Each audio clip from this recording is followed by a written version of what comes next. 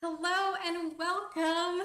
It has been a really long time, I think over a year since I have been live streaming, and I am joined by my good friend Jules, as well as my creative colleague. And today we are going to be talking about how we show up for ourselves in our art practice and maybe the struggles we face sometimes in showing up. So, Jules is passionate about mental health and she looks to the world of photography, yoga, and nature to get into a space of balance. I'm curious about our held beliefs and how they change with time, and I explore my own beliefs through the projects I'm currently working on. So, Jules, I would like to start with a passage from the book The Artist's Way that I believe we both have read. And The Artist's Way is a great creative book. If you've not read it and you're creative, we both highly suggest it. And it's by Julia Cameron. So, the passage I would like to read to start us out is at the heart of the anorexic of. Let me rewind. At the heart of the anorexia of artistic avoidance is the denial of process. We like to focus on having a skill, on learning a skill, or having made an artwork. This attention to final form ignores the fact that creativity lies not in the done, but in the doing. And I really love this quote because I think it goes right along with showing up for a practice of art. And I really do want to start, Jules, by thanking you so much for encouraging me to get started again on streaming. The reason that I started streaming in the first place was because I struggled to show up for myself and my art. And I wanted to say, okay, if I show up weekly and I just make stuff, then that will help hold me accountable to creating and to practicing my artwork.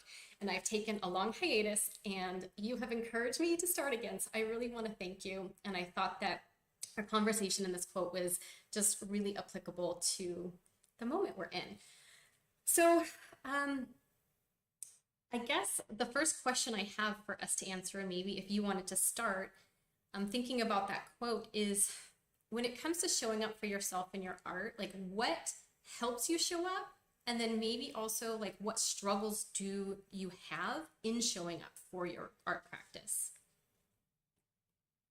What I now have experienced with us working already like in the weeklies is that the prompting really worked.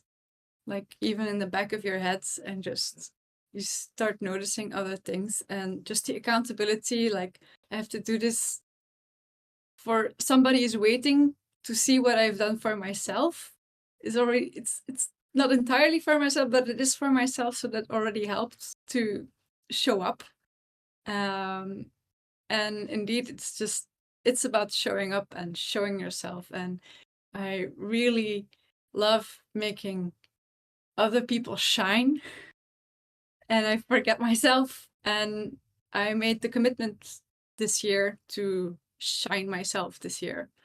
But it's a process, and it's just about showing up and letting your ego go. Mm, I love that, letting the ego go. I struggle with that as well. And I feel you also on the having somebody accountable. So Jules and I are going through an art program from an artist that we both love and follow, Brooke Shaden, and we have been studying together. And just having somebody to show up to weekly really helps. And I think for myself, even when I was streaming on a regular basis, knowing that like, hey, somebody's gonna be out there looking to see what I'm making, like that helps me show up. I My ego wants to say, oh, I don't need that. I can do that. I have the willpower and the ability. But I think when I really am honest with myself, there's something about the connection and knowing that somebody else is on the other side of what I'm doing that really does actually help motivate me and help me show up because um, I don't have the words and I can't quite put my finger on why. I just know that it's the only thing recently that has helped me. Um, yeah, the ego's a big one. Letting go of that. So very, very interesting that I'd be curious to know how many other creatives have very similar struggles and like if we all almost have a very similar thing that we struggle with. So you mentioned yourself, like we really like to bring joy to other people, and that in doing so, it kind of helps you get lost in the process. Is that kind of how I understood it? So Mm-hmm. in that thread, like it sounds like how does the way you show up, and if it includes the being able to bring joy, but how does the way you show up impact your art, maybe your process, your mindset? I've done some reading on that, on the how to show up, and I refer to that with James Clear, Atomic Habits, that you need systems to keep showing up. And I was quite good at setting up systems for other people, but not for myself. I didn't take the time and give myself the time to do that. And now I'm doing that, and I'm realizing it. Of course, I know it's the key to do that.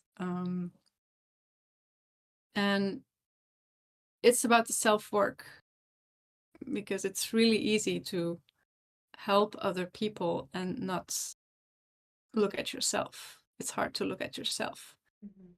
Um, and a couple of years ago, I started doing that work to work on myself, and I've grown stronger. But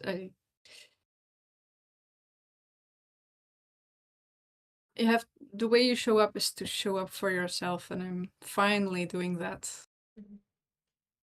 If I can dig a little deeper, and if you don't want to share, that's Mhm. fine. For anybody who's listening and joining us, can you give even just a small glimpse of what that might look like for yourself? Of like, how is it that you show up for yourself, and how is it different now than it was before in terms of when you say you've grown? What is maybe one thing or a way that you do that that could maybe somebody could glean from you from your own personal process of how you've shown up for yourself? Allowing myself to play again.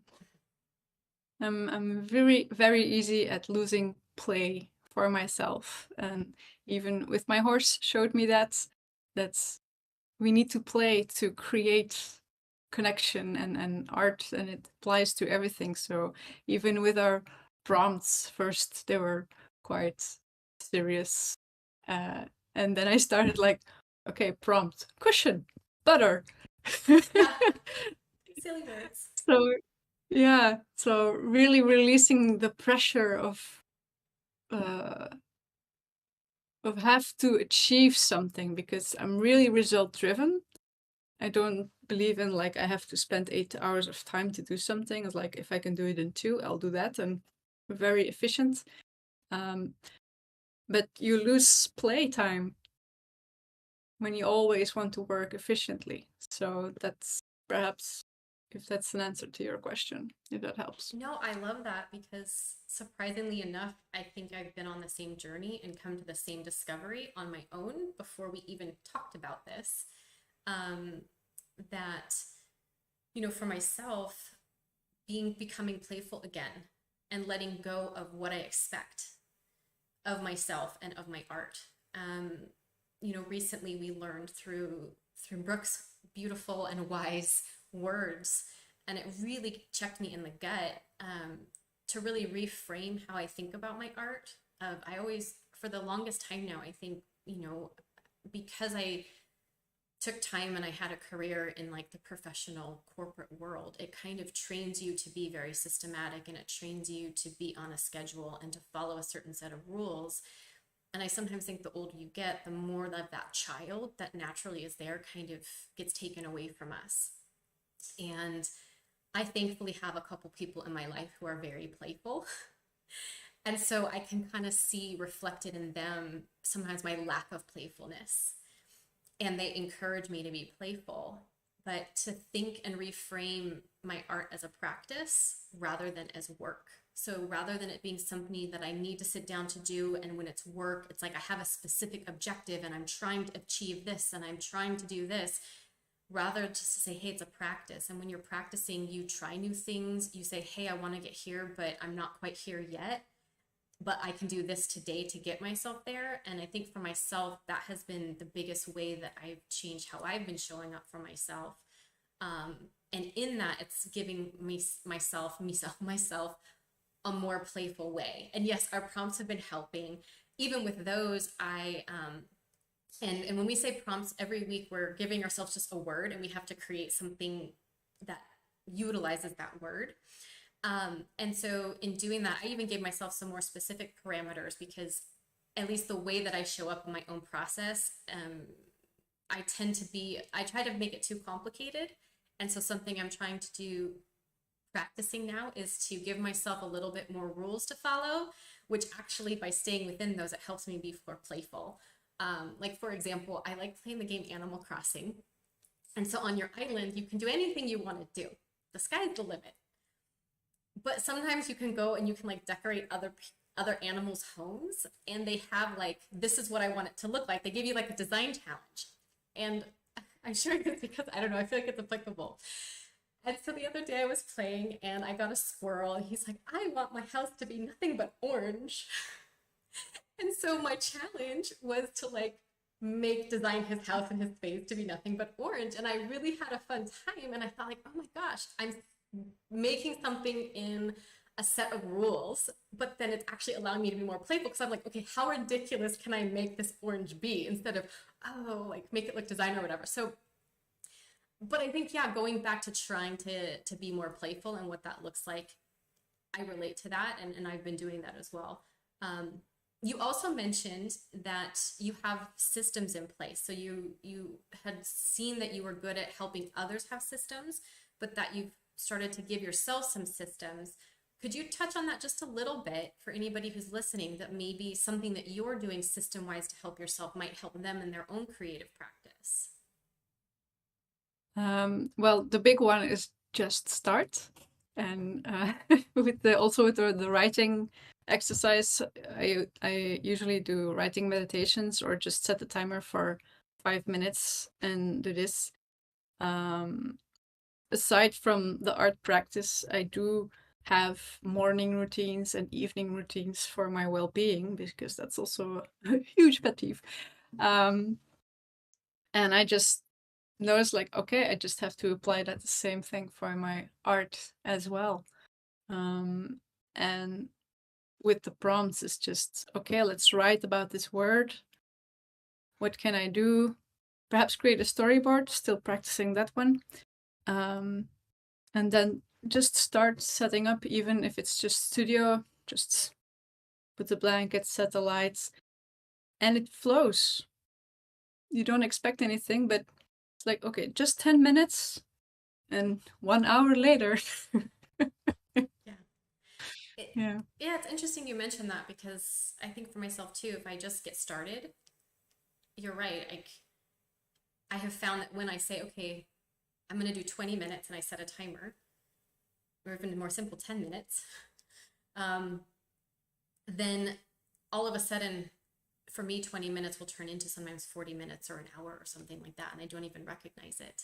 I do want to commend you when you say just start, because for anybody that doesn't know, I highly encourage you. Jules actually has her own YouTube channel, and on the replay, I will link the link to her channel in the replay of this. But she shows up every Friday with a really inspirational, thoughtful, sometimes funny, whatever she's thinking, a video on Fridays showing up. And I really want to commend you for that, because I have seen your own growth of just showing up for yourself and in doing that practice. So yeah. And I guess for myself, I echo the morning and evening routines. Like, I have been a little bit out of those routines because of the constant change of my personal life, from a geographical sense and some other things, which is kind of an excuse, because but I think in realizing that, that those type of routines, a very good morning routine, and for me that consists of writing some journal pages just to empty my brain of thoughts. Otherwise, I tend to yammer on all day long on things that don't really matter. Understanding, like taking care of my physical body in the morning, and just kind of having that quiet time to set my day up, and then knowing, okay, at this time I get started on whatever task I'm needing to accomplish for the day. If I have that very solid routine, I find that in general, I can find more joy in showing up for a practice, and I can be more consistent in showing up for a practice. And the same thing in winding down. It almost is like myself giving myself permission to say, okay, it's time to clock out. Even though I want to be more playful, and sometimes the ideas come when you're in the shower, or you're going to bed, but having a routine to kind of clock out for the day and set yourself up the next day so you don't have to think so much, like that has been helpful for me as well. I'm finding it interesting that we didn't even share how we were going to answer anything. We just were like, hey, let's talk about the subject. And then we're both kind of having very similar responses. It's kind of eerie, but in a good way. Yeah, we didn't even agree on the color coding of our So funny. Yeah. So on to our final question is, Jules, is it easy or hard to show up in your practice? And then whether it's easy or hard, like what do you think is the underlying cause of like how you show up?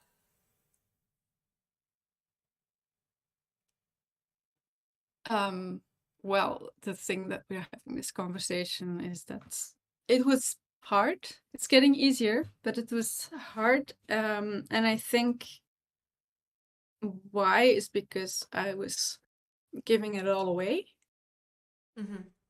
creating for others and not for myself anymore. So realizing that, or believing that is the thing.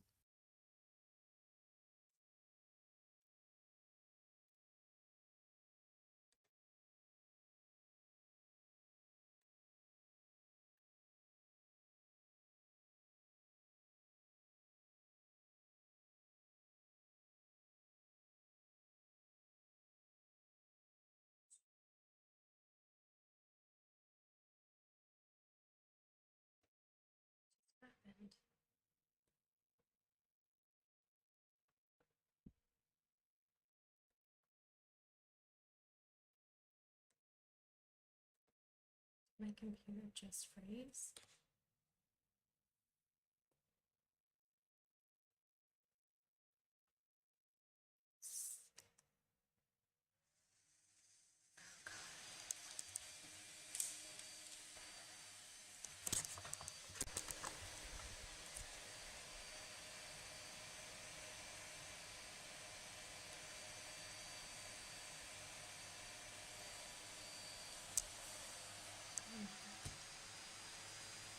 Okay.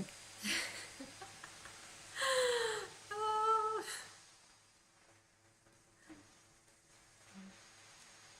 Erin? Hey, sorry, my Discord like totally turned off. So, let me get back. Yeah, I'm so sorry. no problem. We should do this again sometime. Okay. Okay, so we're back, and I apologize. I'm going to turn mine off. I think just my computer got too hot, so I'm going to turn my audio off so you can kind of finish what you were talking about, because it froze on some lovely faces of ours. Yes. We're now live again? Yes, we're Yes. live. Okay. All right. So where do I start again? Or how do I finish? I don't, maybe just start at the beginning. Mm. So you were talking about getting started, it's becoming easier. Yes, because I'm doing work for myself again. And that's how the creating part got difficult, because I was always creating for other people, and not from a place of joy anymore. And a new topic I found out also, like in the course, and now read the book, it's like the zone of genius. And that's, I have the sense that it's also propelling me forward and aligning everything that I love and I want to do, and putting them in the straight line and not be all over the place, because I love everything. I love learning and new things, but there's no sense of direction. And I had long resistance to have to niche down to something, but I'm finally finding the braid where I can put everything in one straight line. Yeah. Well, thank you for sharing. I know it's sometimes very intimate and personal when we share these kind of things. Um, it's encouraging to me because I sometimes feel like the more I talk with you and we work together, I realize how not alone I am. I know for myself, when I'm in the moment and I'm actually allow myself the time to work, it's very easy for me to continue on. But it's that like getting started, like with anything. I like to visualize it as like this big boulder. Like there's this huge boulder and I'm totally comfortable with this boulder and I love this boulder and I don't want it to go anywhere. Like I don't want it to go away, but it's a lot harder like to get it moving. It's like that first time to push it to get it moving, but once it gets going, it's kind of my friend, you know? And I think I've at least for myself, so in that sense it's easy, but it's the getting started and how easy it is for me to fall out of the practice that makes me feel like it's hard. And something that I've been working on is trying to be more gentle with myself and changing the mindset I have around how I view myself as a creative, how changing the expectations I have of myself. And I think you mentioned early on the self-work that you were doing, and for myself as well, realizing, well, what do I want? And why is it that I show up for myself? And where does it come from? And I think I've struggled for a very long time finding what it is I want to be doing and working on with my art and where I want to take it. And it's because I haven't been able to answer the question of, well, what do I want? And in doing a lot of the self-work, and when I say that, it's the working on projects that I want to work on that are for me, allowing myself to be playful again, getting to the root of some of the behavioral things that I do that I always seek to take care of other people before I want to take care of myself, because I have this held belief that I'm a bad person if I don't put others before myself, and that selfishness was a bad word. And many of the words that I was raised to kind of think are bad, I'm reframing that they're not bad. Selfishness is not a bad thing. Anger is not a bad emotion. It's a very powerful, strong emotion that teaches me about my boundaries, and it serves me very well. So those are things that I've really had to work on in myself, and in answering those questions and understanding myself that much better, it's helped me, like you said, have more clarity of exactly where I want to go. And once I understand the answer to that question of what do I want, I know how to walk down that path and how to get there so much better. So yeah, I guess in a long way, we're very much so on the same path, and that's very encouraging. And I hope that our conversation has been encouraging to other creatives out there, even all of our not being able to start on time because of technical issues and then my computer freezing, but hey, we show up and we do what we can. And so I want to thank you so much for showing up, and again for encouraging me to show up again in my practice and to start streaming. This will be available for a replay for anybody who wants to watch, and we would love to see any questions you have, or if you've felt the same way as a creative, we would love to know. And if you have maybe specific questions for myself or Jules around specific things we've done in terms of our own personal growth or some of the systems we use, please reach out in the comments and we will answer those as we can. And for myself, I will see everybody next week because I'm getting started back, and you will see a prompt for next week for something that I'll be working on. So Jules, thank you so much. And yeah, we'll talk next time. Yeah, thank you. Okay, bye.